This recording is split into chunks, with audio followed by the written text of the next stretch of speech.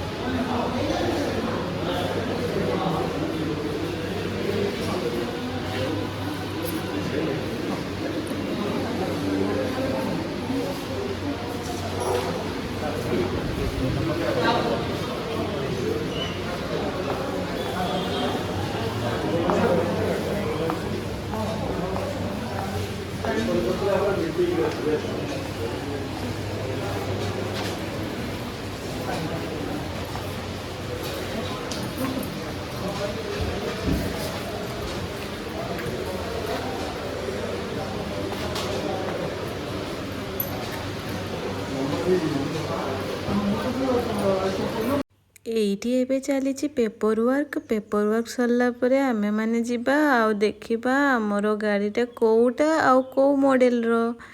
ଏବେ ଆମର paper work ସରିଯାଇଛି, ଆମେ ଏବେ ଯାଉଛୁ ଗାଡ଼ି ପାଖକୁ। ଚାଲନ୍ତୁ ତାହେଲେ ଆଉ ଲେଟ୍ ନ କରିକି ଜାଣିନେବା ଆମର କେଉଁ ଗାଡ଼ିଟା କିଣା ହେଉଛି। ଏଇଠି ଚାଲନ୍ତୁ ମୁଁ ଆପଣମାନଙ୍କୁ ଡିସପ୍ଲେରେ ଦେଖାଉଛି। ଆମର କିଣା ହେଉଛି ଭିଡ଼ା V2 ପ୍ରୋଟା। ଏଇଟା ଦେଖନ୍ତୁ ସେଇ ଗାଡ଼ିଟା। ଆମର କିଣା ହେଉଛି ବ୍ଲୁ କଲର୍ଟା। ଏହାର ପ୍ରାଇସ୍ଟା ଏଇଠି ଦେଖାହେଉଛି 1,20,000, କିନ୍ତୁ ଏହାର ଅନରୋଡ଼ ପ୍ରାଇସ୍ଟା 1,40,000 ପଡ଼ିଗଲା। ଏଇଟା ହେଉଛି ଇଲେକ୍ଟ୍ରିକ୍ ଭେହିକିଲ୍ଟା। ଏମିତିରେ ବି ଏବେ ପେଟ୍ରୋଲ ରେଟ୍ ବହୁତ ହେଲାଣି, ଆଉ ଇଲେକ୍ଟ୍ରିକ୍ ଭେହିକିଲ୍ ଗୋଟେ ଘରେ ଥିବା କଥା। ଆମର ତ ଏମିତିରେ ବି ସୋଲାର ଅଛି, ବଢ଼ିଆ ଚାଲିବ ବି ଇଲେକ୍ଟ୍ରିକ୍ ଭେହିକିଲ୍ଟା। ଏଇ ଭିତରେ ସେମାନେ ଆମକୁ ଟିକେ ପାଣି ଦେଲେ, ଆମେ ପାଣି ପିଇ ନେଲେ। ଚାଲ ଏବେ ଯିବା ଗାଡ଼ି ପାଖକୁ। ଗାଡ଼ିଟା ଆସିଯାଇଛି ଆମର, ଏହାର ଫଙ୍କସନ୍ ସବୁ ଚାଲନ୍ତୁ ତାହେଲେ ଜାଣିନେବା। ଏଇ ଫଟୋଟା ତ ଦେଖିକି ତ ଆପଣମାନେ ଜାଣିପାରୁଥିବେ, ସେଇ ଭାଇ ଜଣେ ଠିଆ ହେଇଛନ୍ତି ମୋ ସାଇଡ଼ରେ। ସେ ମୋତେ ସବୁ ଫଙ୍କସନ୍ ସବୁ ଶିଖଉଛନ୍ତି, କେମିତି ଗାଡ଼ି ଷ୍ଟାର୍ଟ କରିବି, କ'ଣ କରିବି। ସେ ମୋତେ ଯେତେବେଳେ ସବୁ କିଛି ଫଙ୍କସନ୍ ଶିଖଉଥିଲେ, ମୁଁ ସେତେବେଳେ ଭିଡ଼ିଓ କରିପାରିଲିନି। କ'ଣ ପାଇଁ ନା ମୁଁ ନିଜେ ଶିଖୁଥିଲି। ଆଉ ସେଇ ସବୁ ଫଙ୍କସନ୍ର ମୁଁ ଗୋଟେ ଭିଡ଼ିଓଟା ଆପଣମାନଙ୍କୁ ନିହାତି ସେୟାର କରିବି। ସେଇଠି ସବୁ କିଛି ଫଙ୍କସନ୍ ଶିଖି ସାରିଲା ପରେ ମୁଁ ଗାଡ଼ିଟା କିଛି ସମୟ ପାଇଁ ସେଇଠି ଚଲେଇଲି ଫାଷ୍ଟ। ତାପରେ ଯାଇ ଗାଡ଼ିଟା ଚଲେଇକି ମୁଁ ଘରକୁ ଆସିଲି। ଆଉ ଡାଡ଼ି ମମି କାର୍ରେ ପଳେଇ ଆସିଲେ ଘରକୁ। ନୂଆ ଗାଡ଼ିଟା ଘରକୁ ଆସିଛି ବୋଲିକିନା ମିଠା ବି ଆସିଯାଇଛି ଘରକୁ।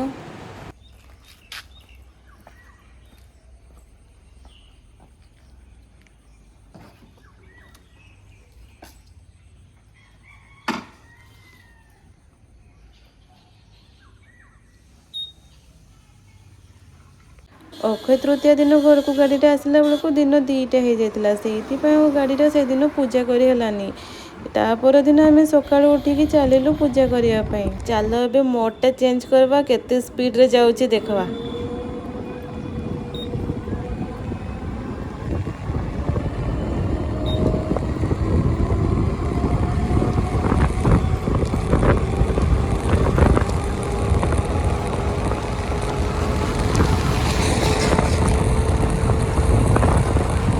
ଆମେ ଏବେ ଆସିକି पहुँची जाइछु मंगला मंदिर रे। देखो से भीतर को जाउछंती गाड़ी पूजा होबो सेइथिपई से नन्ना सहित कथा हेबा पई जाउछंती।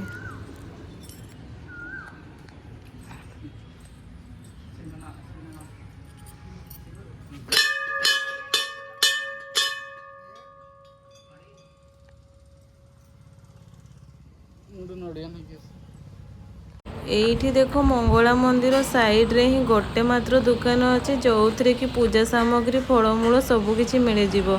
आमे मध्य जाउछु एबे आनिबा पई। एपटे देखो दीटा तुलसी चौरा अछि।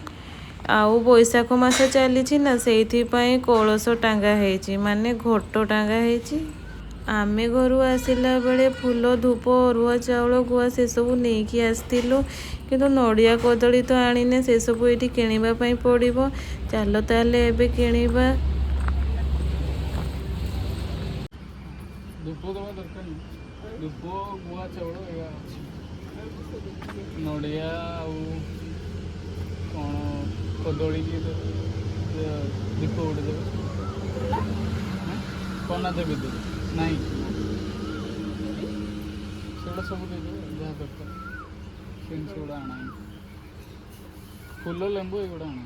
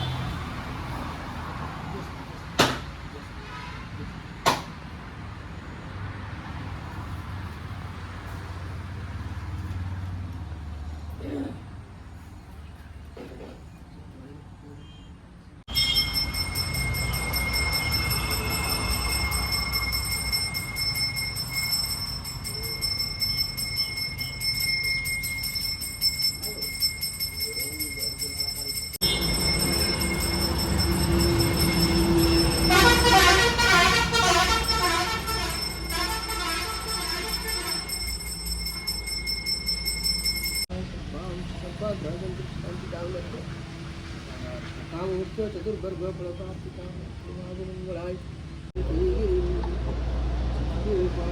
वंदे परम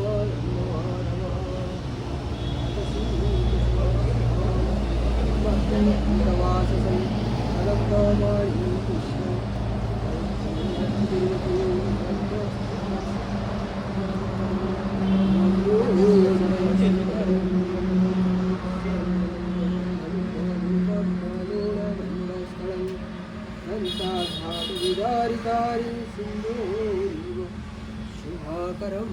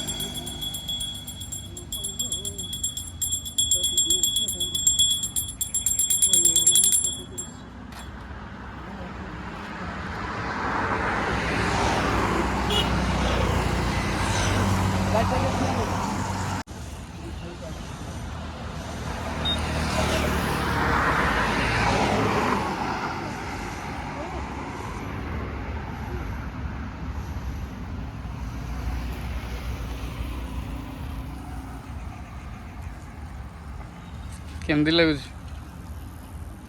ବଢ଼ିଆ। ହଉ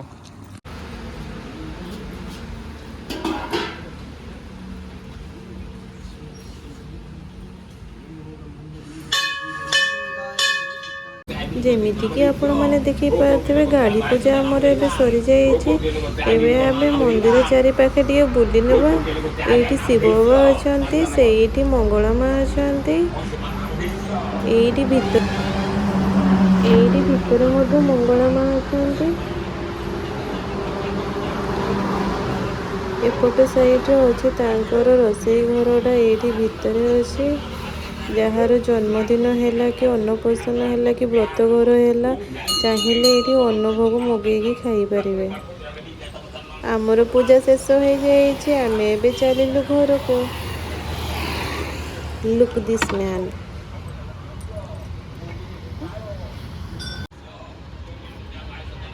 ପୁରା ବଢ଼ିଆ ଲାଗୁଛି।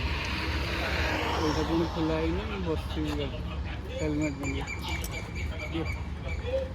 ଚାଲ ଆଜିର ବ୍ଲଗକୁ ଏଇଠି ଶେଷ କରୁଛୁ। ଲାଇକ୍ ସବସ୍କ୍ରାଇବ୍ କରିବା ପାଇଁ ଜମା ବି ଭୁଲିବେନି।